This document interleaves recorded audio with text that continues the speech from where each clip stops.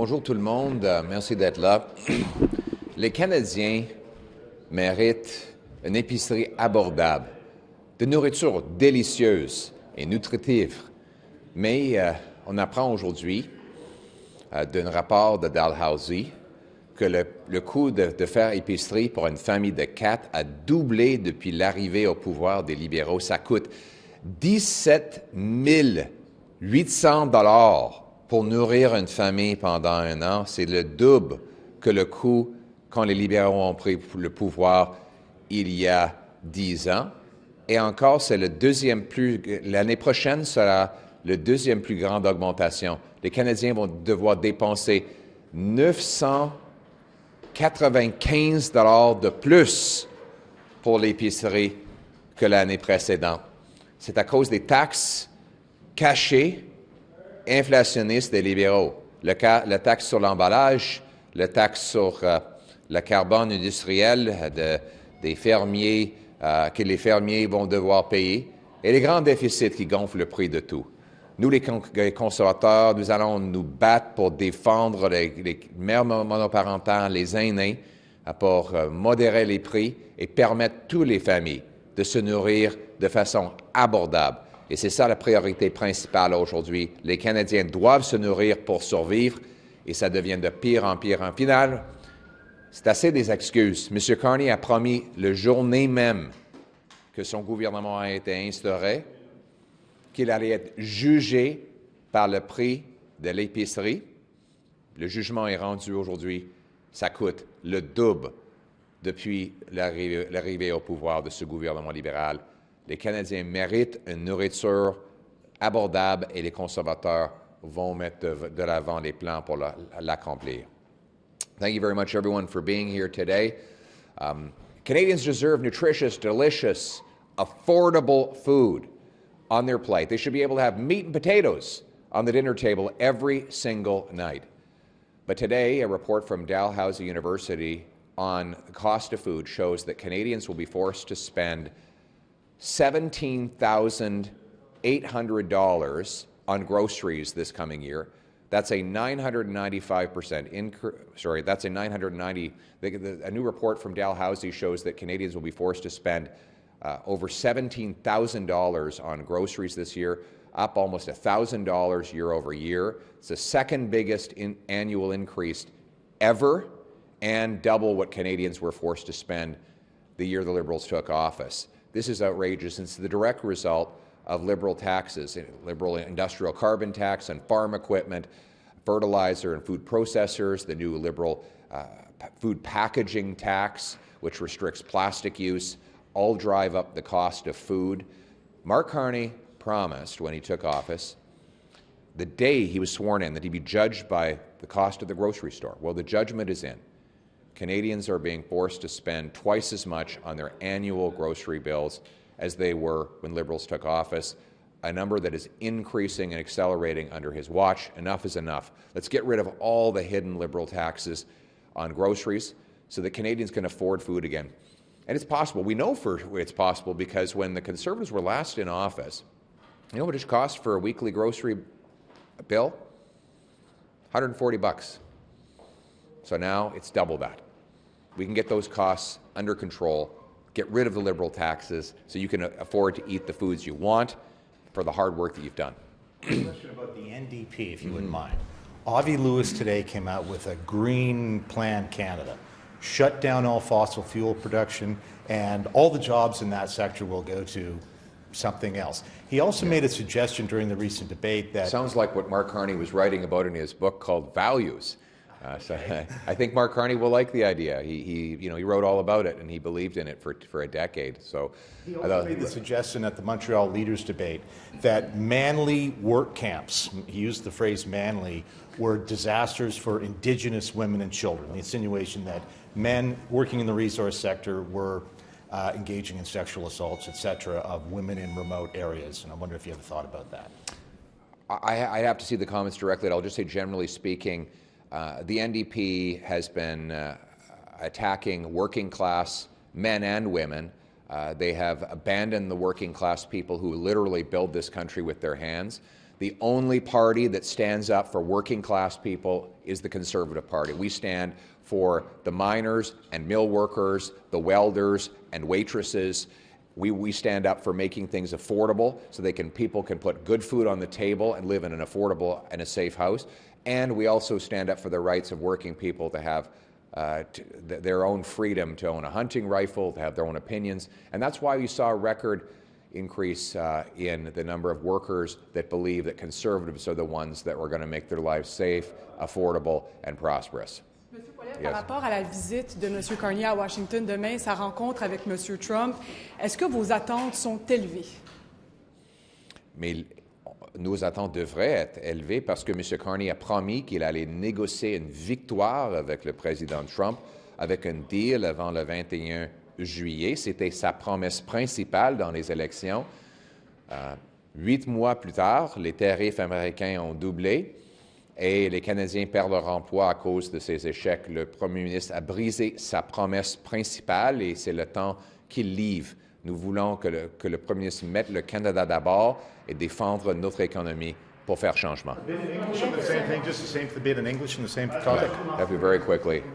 Yes, I mean, the Prime Minister promised that he'd negotiate a win with President Trump by July 21st and get the tariffs removed. Here we are, and the tariffs are higher than ever before. So it's time for the Prime Minister to keep his word, negotiate a win, and put Canada first for a change. Thank you.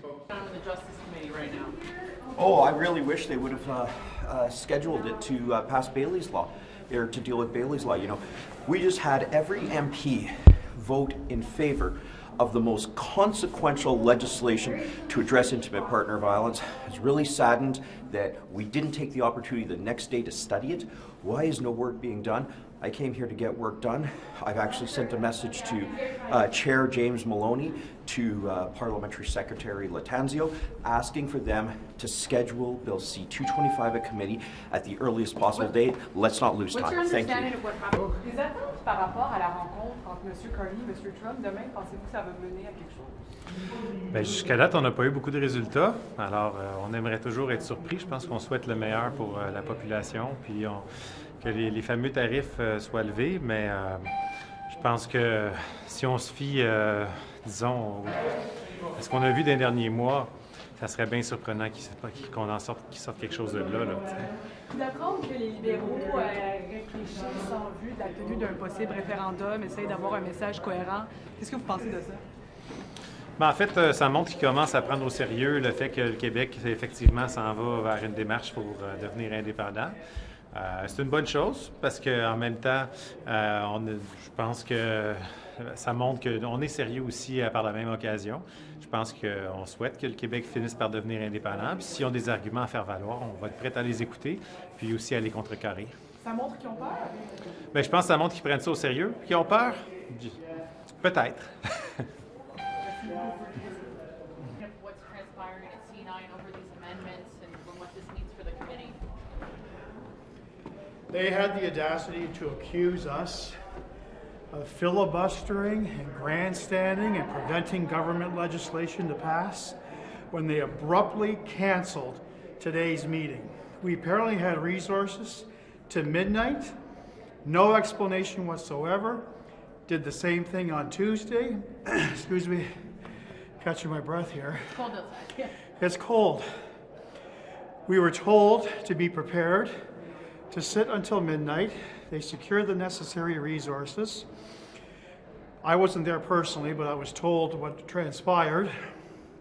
A number of faith leaders found out what was going on in our Justice Committee, decided to watch the proceedings. They saw them come in to the committee room. Within minutes, the chair had abruptly ended the meeting at 5:30. So they can't have it both ways. In the House yesterday, a Liberal member, forget her name offhand, but she's part of the Justice Committee, asked a question to the Secretary of State, wanting to know why the Conservatives are filibustering, why the Conservatives are not placing a priority on the passage of C9. Secretary of State said, well, we're hopeful that this Thursday, meaning today, we would actually get to clause by clause. We're here to work. The Liberals have been lying about our intentions. We want to get work done. but we can't control the committee when they abruptly cancel, when they abruptly end meetings before they're completed. What's your understanding of next week's meetings? Do you know if those are on tap? Have you got? I was told there was a rumor there's going to be no meetings next week. This is a liberal mess that they have created.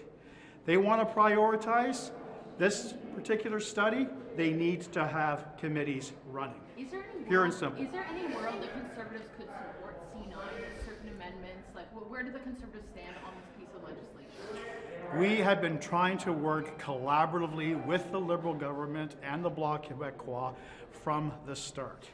We have put forth sensible amendments to improve this bill without encroaching upon civil liberties, without attacking religious freedom. The Bloc did the same thing.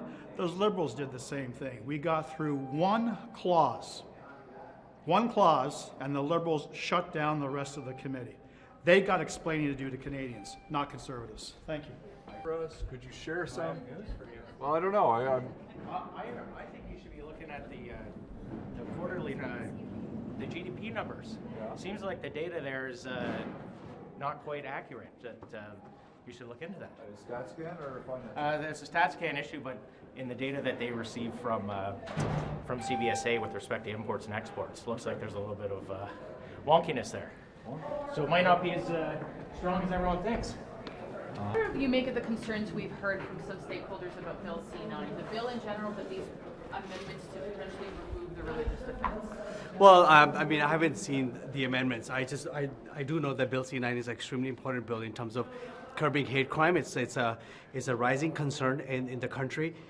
So when it comes to provision relating to intimidation or harassment from places of worship, something that I've been advocating for some time, it's really important. I really hope that the bill passes through the committee and back into the House so we can pass it. Where do you make on this Bloc amendment to remove the religious defenses from certain... Again, I haven't looked at the amendment. But could you support it? I have to look at the extent of the amendment and what impact it is. I haven't seen that analysis, so I'm not in a position to really address it. What do you make of the Conservatives and the Bloc are both saying the Liberals canceled today's meeting and they're the ones stalling this bill that the government says? I'm just walking in the House, so I don't know what's happening. I do know that the bill is an important bill. I worked with many stakeholders, members of the Jewish community in my riding, that are strong proponents of the bill in terms of making sure that we curb the rising hate crime incidents in the country. Are you concerned that this bill could be in jeopardy? I'm really concerned that this bill could be in jeopardy because this bill, I think, is really important. It really strengthens criminal court provisions dealing with fighting hate crimes in our country. What do you think the government can do to make sure this bill passes? Because there have also been concerns from stakeholders about potentially criminalizing protests, about overreaching. So how can you? I mean, we always have to make sure that there's checks and balances in bills like this. From my perspective, that everything that I've seen, the bills really make sure that people who are accessing their places of worship are not being intimidated or harassed, or their hateful symbols are not being displayed. There's always a balance when it comes to making sure that we ensure freedom of speech and expression, but also to ensure that we don't cross any lines around hate speech. And there is a big difference between hate speech and freedom of speech. I want to make sure that we don't have hate speech in our country. Do you think caucus has been well consulted on this enough? I have to run. Thank you very much. Mr. Guilbeault, what do you make of what's going on with Bill C9? The Bloc is... Sorry, I'm not up to speed on Bill C9. But Everyone says that you were involved. Pierre Plamondon sur la culture, vous en avez pensé quoi quand il parle d'aplaventrisme et qui attaque les gens de la culture au Québec? Une seconde.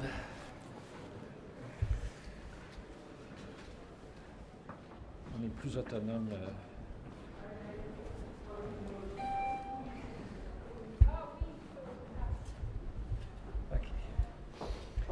Ce que j'aimerais dire à M.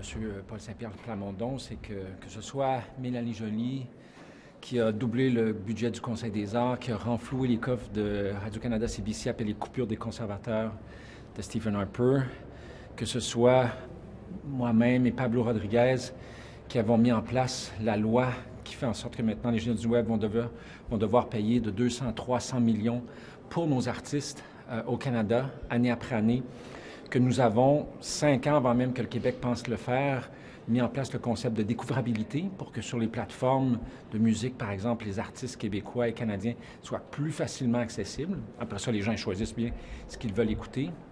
Que ce soit les investissements records que j'ai réussi à obtenir dans un budget passablement compliqué, le budget 2025, des investissements de près de 800 millions de dollars pour les arts et la culture, dont 150 millions pour Radio-Canada, CBC. Et Radio-Canada au Québec, c'est l'un des diffuseurs de la culture francophone les plus importants au Québec et partout au pays. Et je demanderais à M. Paul Saint-Pierre Plamondon qu'est-ce qu'il a fait, lui, pour le français ou la culture.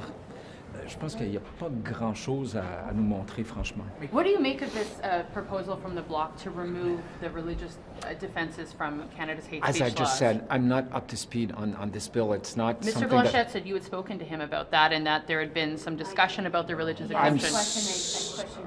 Yeah. I'm sorry, but I don't recall having any conversation with Mr. Blanchette on this, and again, I'm not up to speed on it. Can I ask you in English about the Sorry, Emily, I apologize. Okay, go ahead. I'll go. Just briefly on what the Peace leader is asking Quebec artists to do and your response. I mean, I would, again, ask Mr. Paul Saint-Pierre Plamondon what he has done for Quebec culture or the French language compared to what Mélanie Joly has done, who's doubled the budget for the Canada Council for the Arts, put more money into Radio-Canada CBC after the cutbacks of the Harper government. Pablo Rodriguez and myself, who have made sure that web giants will pay their fair share for Canadian artists, between $200 and $300 million per year for artists in Canada and Quebec. I, as a minister, put forward the concept of discoverability so that our artists are easily discoverable on those platforms.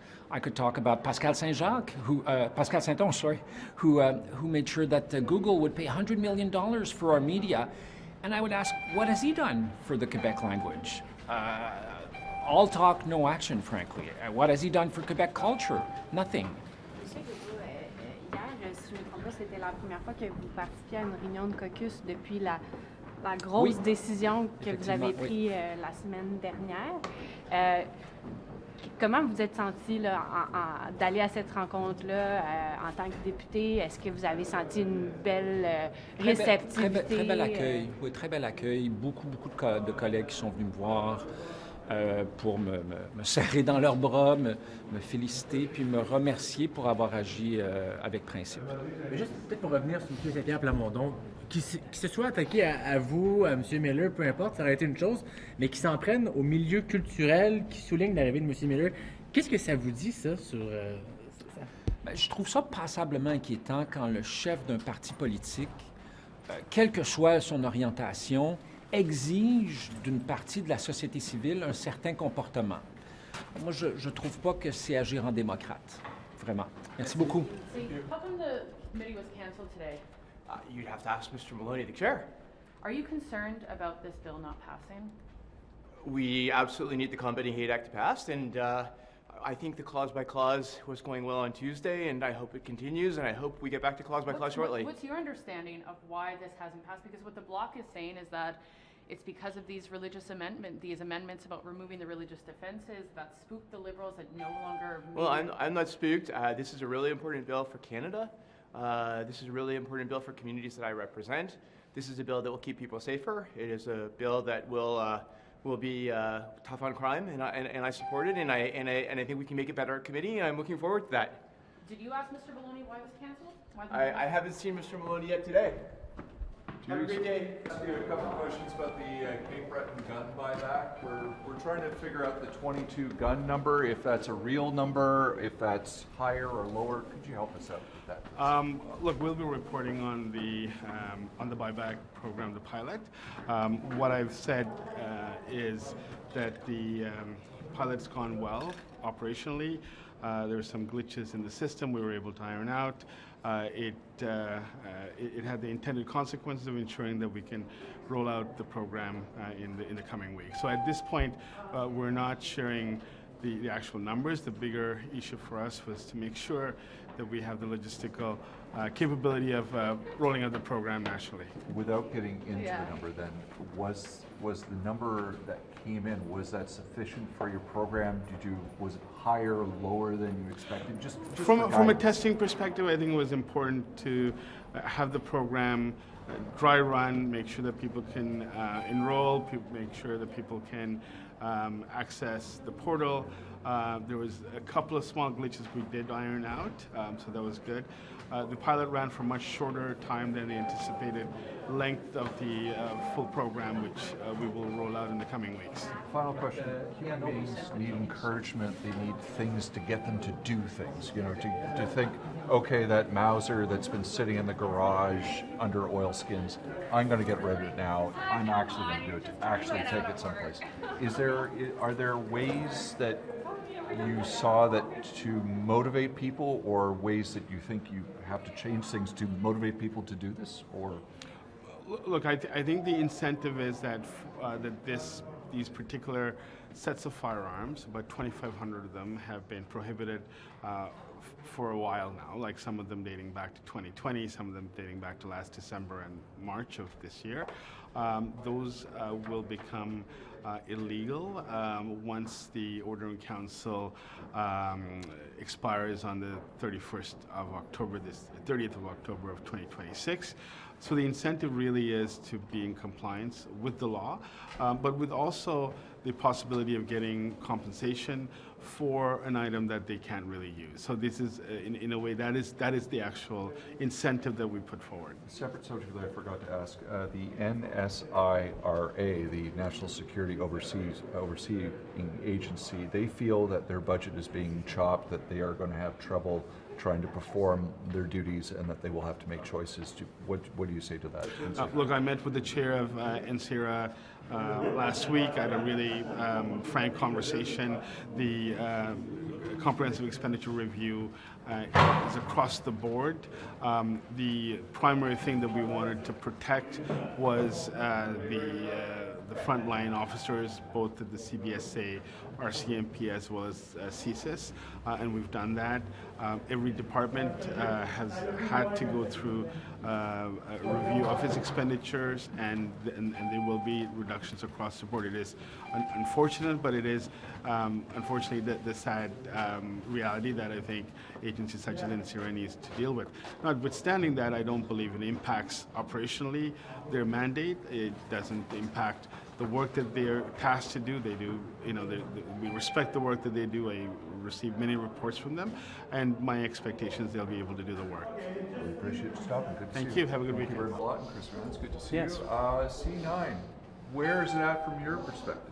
Well, the Liberals are obstructing their own agenda right now. We had the chair of the Justice Committee in the House of Commons refusing to answer whether they will call our meetings next week. He claims, after cancelling today's meeting where we were going to be going over C9, that the only way we can get work done is by cancelling meetings. So the Liberals are obstructing their own legislation. It's my understanding that Mr. Maloney has only taken over the Justice Committee in the last couple of days. Maybe offering some sort of fig leaf, some sort of reset to bring the Hatfields and McCoys back together? Well, I don't know. Like, what do you think? You'd have to ask the Liberals. Just yesterday, they were up in question period specifically saying we need to do clause-by-clause review on C9 today. We were ready for that. We were expecting to work, and then we got the meeting cancellation this morning. Do you think there's been sort of turning up the temperature on both sides? Some people are calling out religious... It seems like there's been a bit of throwing gasoline on the fire on both sides on this issue. It seems a little hotter than maybe two sides getting together and working it out.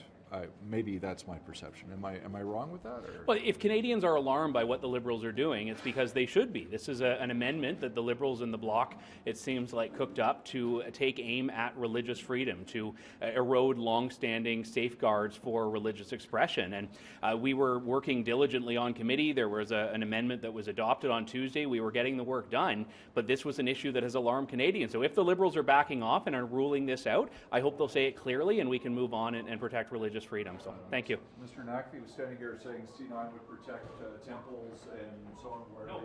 It exposes people to more risk of prosecution. When the man who formerly chaired the Justice Committee, who's now a cabinet minister, says that people can be criminally prosecuted and that prosecutors should, quote, press charges for someone who cites their own scriptures in a way the government finds offensive, that is the opposite of protecting people of faith from hate. Thank you.